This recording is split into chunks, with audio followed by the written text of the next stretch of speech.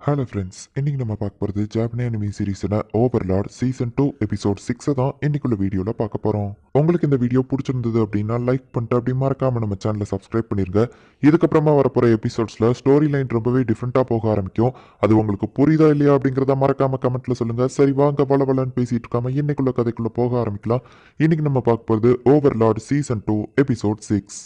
நம்ம ஹீரோவோட பிளான் படியே செபஸ் ஒவ்வொரு சிட்டியா போய்கிட்டு இருக்கான். இப்போ மேஜிக் கில்டு அப்படிங்கிற ஒரு இடத்துக்கு போறான். வாங்க செபஸ், உங்களை மேஜிக் கில்டுக்கு வரவேற்கிறேன். உங்களுக்கு என்ன வேணும் அப்படின்னு சொல்லி ஒரு புக்கு கொடுக்குறான். செபஸோ அதில் பார்த்துட்டு இந்த ஃப்ளோட்டிங் போர்டு இது என்ன மேஜிக் அப்படின்னு சொல்லி கேட்குறான். இது டிரான்ஸ்போர்ட்டேஷனுக்கு யூஸ் ஆகும் அப்படின்னு சொல்லிட்டு அவர் சொல்றாரு. அப்படின்னா எனக்கு இதோட ஸ்க்ரோல் தாங்க அப்படின்னு செபஸ் கேட்குறான். ஒரு கோல்டு காயின் 10 சில்வர் காயின் ஆகும் அப்படின்னு சொல்லவும் செபஸ் அதை கொடுத்துட்டு அந்த ஸ்க்ரோலை வாங்கிட்டு வெளியே வரான். ஷேடோ டிமன், நான் வர்றதுக்கு கொஞ்சம் லேட் ஆகும் அப்படின்னு சொல்லி சொல்யூஷன்ட்ட மெசேஜ் சொல்லிடுறியா அப்படின்னு சொல்லிட்டு அவன் ஒரு ஷேடோவை அனுப்பி வைக்கிறான். இப்போ செபஸ் அந்த சிட்டில என்னெல்லாம் இருக்கு அப்படின்னு சொல்லிட்டு பார்க்க போறான். அப்ப போற வழியில பார்த்தா ஒரு ஆள் ஒரு மூட்டையை தூக்கி வெளியே போடுறாரு. இவன் ஷேடோ அனுப்பி அதுக்குள்ள என்ன இருக்கு அப்படின்னு சொல்லி பார்க்கறான். இவன் அந்த மூட்டையை தாண்டி நடந்து போகவோ ஒரு கை பிடிக்குது. பார்த்தா ஒரு பொண்ணு ரொம்பவும் அடிப்பட்ட நிலைமையில இருக்கா. உங்க கையை நீங்க இப்ப எடுக்கலாம், நான் உங்களை பார்த்துட்டேன் அப்படின்னு சொல்லி செபஸ் சொல்றான். ஹே யார் நீ அப்படின்னு சொல்லி அந்த மூட்டையை தூக்கி போட்டவன் வெளியே வரவும், இந்த பொண்ணு யாரு, எதுக்காக எப்படி இருக்கா அப்படின்னு சொல்லிட்டு செபஸ் கேட்கறான். இந்த பொண்ணு என்னோட ஸ்லேவ் தான், அவளுக்கு ரொம்ப அடிபட்டிருக்குன்னு ட்ரீட்மெண்ட்காக தான் நான் டெம்பிளுக்கு கூட்டிட்டு போகலான்னு இருந்தேன் அப்படின்னு சொல்லிட்டு அவன் சொல்றான். அவளை நான் இனிமே பாத்துக்கிட்டேன் அப்படின்னு செபஸ் சொல்லவும், ஆனா இவ என்னோட ஸ்லேவ், நீங்க இவளை தூக்கிட்டு போனீங்கன்னா அது கடத்தல் மாதிரி அப்படின்னு சொல்லவும், உங்களை நான் காப்பாத்தணும்னு ஆசைப்படுறீங்களா அப்படின்னு சொல்லி செபஸ் கேட்கறான். அவளும் அப்படின்னு சொல்றா. நீங்க ஏதோ பேச வரீங்கன்னு தெரியுது, அப்ப உங்களுக்கு உயிர் வாழணும்னு ஆசை இருக்கு, நான் உங்களை காப்பாத்துறேன் அப்படின்னு சொல்றான். ஆனா இவளை போயிட்டு நான் அந்த டெம்பிள்ல கொடுக்கணும் அப்படின்னு சொல்லிட்டு அவன் சொல்றான். இவளை இனிமே நான் பாத்துக்கிட்டேன் அப்படின்னு சொல்லி செபஸ் அவளை தூக்கிட்டு போவோம். சார் உங்களுக்கு 8 ஃபிங்கர்ஸ் பத்தி தெரியாது, நான் மட்டும் அவளை கொண்டு போய் அந்த டெம்பிள்ல ஒப்படைக்கலன்னா அவங்க என்ன கொன்றுவாங்க, நம்ம இது எதுவுமே நடக்காத மாதிரி காட்டிக்கிடுவோம், அவளை மரியாதையா விட்டுட்டு போயிருங்க ப்ளீஸ் அப்படின்னு சொல்லிட்டு அவன் கெஞ்சுறான். ஆபத்துல இருக்கிறவங்களுக்கு உதவுறது தான் எப்பவுமே கரெக்டான விஷயம் அப்படின்னு சொல்லிட்டு செபஸ்க்கு ஒரு வாய்ஸ் கேக்குது. செபஸ் அவன்கிட்ட காசை தூக்கி போடுறான். பிளாட்டினமா அப்படின்னு அவன் கேட்கவும், உனக்கு பாடி கார்டா ஒரு அட்வென்ச்சரரை கூப்பிட்டுக்கோ, நீ ஃபாஸ்டா இந்த ஊர்ல இருந்து ஓடிட்டேன்னா அவங்களால உன்னை ஒன்றும் பண்ண முடியாது, நீ உயிர் வாழலாம் அப்படின்னு சொல்லிட்டு செபஸ் அங்க இருந்து கிளம்புறான். இது ஒரு ஹியூமன் தானே, இது எதுக்காக நீங்க எடுத்துட்டு வந்திருக்கீங்க செபஸ் அப்படின்னு சொல்லிட்டு அவ கேட்கறா. வர்ற வழியில நான் இவ்வளவு பார்த்தே வா ரொம்பவும் அடிபட்டு கிடக்குறா, நான் வேணா அதை கொண்டு போய் எரிச்சிடவா அப்படின்னு சொல்லி சொல்யூஷன் கேட்கறா. அப்படின்னா நான் இவ்வளவு தூரம் தூக்கிட்டு வந்தது வேஸ்டா போயிடும், நீ இவளை கொஞ்சம் கவனி அப்படின்னு சொல்லிட்டு சொல்யூஷன் செபஸ் சொல்றான். நான் இவளை அனலைசிஸ் பண்ணிட்டு சொல்றேன் அப்படின்னு சொல்லி சொல்யூஷன் சொல்லுவோம். நான் வெளியே வெயிட் பண்றேன் அப்படின்னு சொல்லி செபஸ் வெளியே வரான். ஆபத்துல இருக்கிறவங்களுக்கு ஹெல்ப் பண்றதா சரியான விஷயம் அப்படின்னு சொல்லி என்னோட கிரியேட்டர் சொல்லியிருக்காரு. ஆனாலுமே நான் இப்படி நடந்துக்கிட்டதுக்கு வேற ஒரு ரீசனும் இருக்கு அப்படின்னு சொல்லி செபஸ் இப்போ அவனோட வேலையை பார்க்க போறான். அதை நான் அனாலிசிஸ் பண்ணிட்டேன். அதுக்கு கை எலும்பெல்லாம் உடச்சு வச்சிருக்காங்க, நிறைய போன்ஸ்ல கிராக் விட்டுருக்கு, அதுக்கு புது டிசீஸும் இருக்கு அப்படின்னு சொல்லிட்டு அவ சொல்றா. சரி அப்படின்னா நீ அவளை சரி பண்ணிடு அப்படின்னு சொல்லி செபஸ் சொல்லுவோம். லேடி ஃபர்ஸ்டா நீ அதான் ஹீலிங்கை சூப்பரா பண்ணுவாங்க, என்ன எதுக்காக சொல்றீங்க அப்படின்னு அவ கேட்கறா. அப்ப அந்த ஹீலிங் ஸ்க்ரோலை யூஸ் பண்ணு அப்படின்னு சொல்லுவோம். அதை லார்ட் ஐன்ஸ் நம்ம பிளான்காக கொடுத்துருக்காரு அப்படின்னு சொல்லி சொல்யூஷன் சொல்றா. இது என்னோட ஆர்டர், அதை யூஸ் பண்ணு அப்படின்னு சொல்லி செபஸ் சொல்றான். நம்ம வேணா எதுக்கும் லார்ட் ஐன்ஸ்க்கு இதை பத்தி இன்ஃபார்ம் பண்ணுமா அப்படின்னு சொல்லி அவ கேட்கறா. இந்த மாதிரி சின்ன விஷயத்துக்குலாம் லார்ட் ஐன்ஸை தொந்தரவு பண்ண வேண்டாம், நீ அவளை ஹீலிங் பண்ணி, இது என்னோட ஆர்டர் அப்படின்னு சொல்லி அவன் சொல்றான். சரி ஓகே அப்படின்னு சொல்லிட்டு அவளும் இப்ப போய் ஹீலிங் பண்றதுக்காக போறா. இது ரொம்பவும் ஃபன்னா இருக்க போகுது அப்படின்னு சொல்லி அவ கொஞ்சம் வில்லத்தனமா சிரிக்கிறா. இப்போ அந்த பொண்ணு ஃபுல்லாவே ஹீலிங் ஆயிட்டா. செபஸ் கொண்டு போய் சாப்பாடு கொடுக்குறான். அந்த சாப்பாடு ரொம்ப சுட சுட இருக்கு. அவ அப்படியே அதை எடுத்து சாப்பிடுறா. அந்த சாப்பாடு ரொம்பவுமே டேஸ்டா இருக்கு. அப்படியே கண் கலங்கிக்கிட்டே ரொம்பவும் ஃபாஸ்டா சாப்பிட்டு முடிக்கிறா. நீங்க கவலைப்படாதீங்க, இனிமே என்னோட ப்ரொடக்ஷன்ல தான் நீங்க இருப்பீங்க, உங்களுக்கு எந்த ஒரு பிரச்சனையும் இல்லை அப்படின்னு சொல்லி செபஸ் சொல்றான். அவ அப்படியே அழ ஆரம்பிக்கிறா. எதுக்காக இவ்வளவு நாளா யாருமே எனக்கு ஹெல்ப் பண்ண வரல அப்படின்னு சொல்லிட்டு கதறி அழ ஆரம்பிக்கிறா. அந்த சாப்பாடு தட்டெல்லாம் தூக்கி எரிஞ்சுட்டு அவ அப்படியே அழ ஆரம்பிக்கிறா. உடனே செபஸ் போயிட்டு அவளை சமாதானப்படுத்துறான். உங்களுக்கு இனிமே எதுவும் ஆகாது, நான் இருக்கல அப்படின்னு சொல்லி செபஸ் சொல்றான்.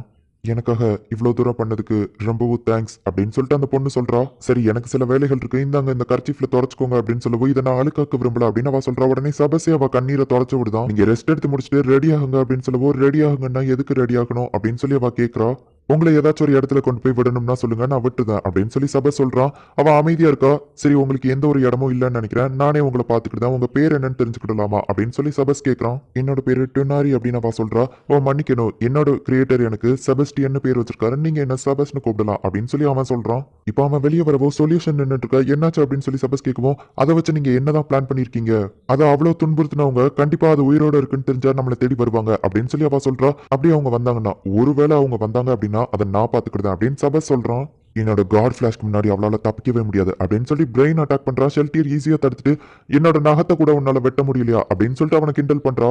இல்ல அப்படின்னு சொல்லிட்டு பிரெயின் பயந்து ஓட ஆரம்பிக்கிறான். பார்த்தா இப்ப அவன் எந்திக்கிறான். இவ்வளவு நேரம் அவன் தூங்கிட்டு இருந்திருக்கான்.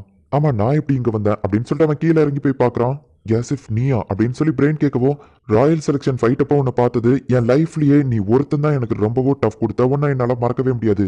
ஆனா உனக்கு அப்படி என்னதான் ஆச்சு, ஏன் இப்படி இருக்க அப்படின்னு சொல்லி அவன் கேட்கறான். நான் எவ்வளோ வீக்கா இருக்கேங்கிறது எனக்கு இப்பதான் தெரிஞ்சது. நான் மட்டும் இல்ல, நம்ம எல்லாருமே ரொம்பவும் வீக்கா தான் இருக்கோம். ஹியூமன்ஸால மான்ஸ்டர் லெவலா அடையவே முடியாது அப்படின்னு சொல்லி பிரெயின் சொல்லவும், அதுக்காக தான் ஹியூமன்ஸ் எல்லாருமே ட்ரைனிங் எடுக்கிறோம். நம்ம ஒரு நாள் முயற்சி பண்ணோம் அப்படின்னா அவங்க ஈக்குவலுக்கு வரலாம் அப்படின்னு சொல்லி கேசிப் சொல்றான். நான் சொல்றது உனக்கு புரியல. நம்மளால அவங்க லெவல ரீச் கூட பண்ண முடியாது. ஹியூமன்ஸ் எல்லாம் தொடவே முடியாத லெவல் அவங்கலாம் அப்படின்னு சொல்லி அவன் சொல்றான். அவ்வளோ ஸ்ட்ராங்கான மான்ஸ்டரியா நீ பார்த்த அப்படின்னு சொல்லி கேசிப் கேட்கறான். அவங்க என்கிட்ட சீரியஸா கூட சண்டை போடல, என்ன வச்சு விளாண்டுட்டு இருந்தாங்க.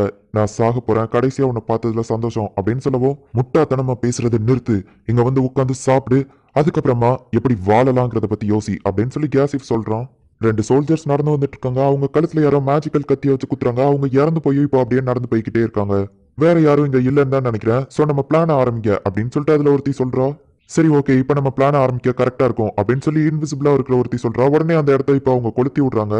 இது மத்தவங்க எல்லாத்தையும் டிஸ்ட்ராக்ட் பண்ணும் அப்படின்னு சொல்லி அவ சொல்றா. அந்த 8 ஃபிங்கர்ஸை பிடிக்க நமக்கு இது ஹெல்ப் பண்ணணும்னு நினைக்கிறீங்களா அப்படின்னு சொல்லி ஒரு பொண்ணு கேட்கறா.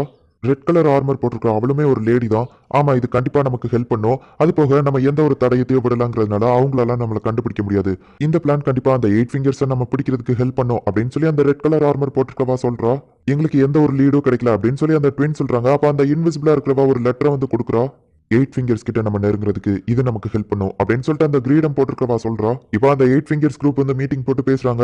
மேடம், உங்க வயல அவங்க எரிச்சிட்டாங்களே, என்ன நடந்துச்சு அப்படின்னு சொல்லி கேட்கவும், நம்ம ட்ரக்ஸ் ப்ரொடெக்ஷன் பண்ற அந்த ஒரு ஃபைல தான் அவங்க எரிச்சிட்டாங்க. ஆனா அவங்கள பத்தி எந்த ஒரு லீடுமே எனக்கு கிடைக்கல. ஆனா இதெல்லாம் எனக்கு ஒரு பெரிய விஷயமே இல்லை அப்படின்னு அவ சொல்றா.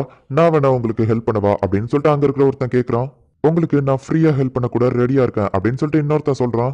முதல்ல உன் டெம்பிளுக்கு வர வேண்டிய அந்த பொண்ணை கடத்திட்டாங்க, அதையே உன்னால கண்டுபிடிக்க முடியல அப்படின்னு சொல்லிட்டு இன்னொருத்தன் கிண்டல் பண்றான். எல்லாமே என்னோட கண்ட்ரோல்ல தான் இருக்கு, அது போக என்கிட்ட இல்லாத பணமே இல்ல அப்படின்னு சொல்லிட்டு அவன் சொல்றான். 8 ஃபிங்கர்ஸ் மேல கை வச்சவங்கள நான் சும்மா விட மாட்டேன் அப்படின்னு சொல்லி அவன் சொல்றான். இந்த இடத்துலயே இந்த எபிசோட் முடியுது. அந்த வயலை கொளுத்தினவங்களும் அந்த பொண்ணை கடத்தினவங்களும் ஒரே ஆள் தான் அப்படின்னு சொல்லிட்டு அந்த 8 ஃபிங்கர்ஸ்ல இருக்கிறவங்க நினைச்சிட்டு இருக்காங்க. என்ன நடக்க போகுது அப்படிங்கிறத போக போக இருக்கிற எபிசோட்ஸ்ல பார்த்து தெரிஞ்சுக்கோங்க. அண்ட் உங்களுக்கு இந்த வீடியோ பிடிச்சிருந்தது அப்படின்னா லைக் பண்ணிட்டு அப்படி மறக்காம நம்ம சேனலை சப்ஸ்கிரைப் பண்ணிருங்க. தேங்க்யூ ஃபார் வாட்சிங். Bye guys. நெக்ஸ்ட் எபிசோட்ல மீட் பண்ணலாம்.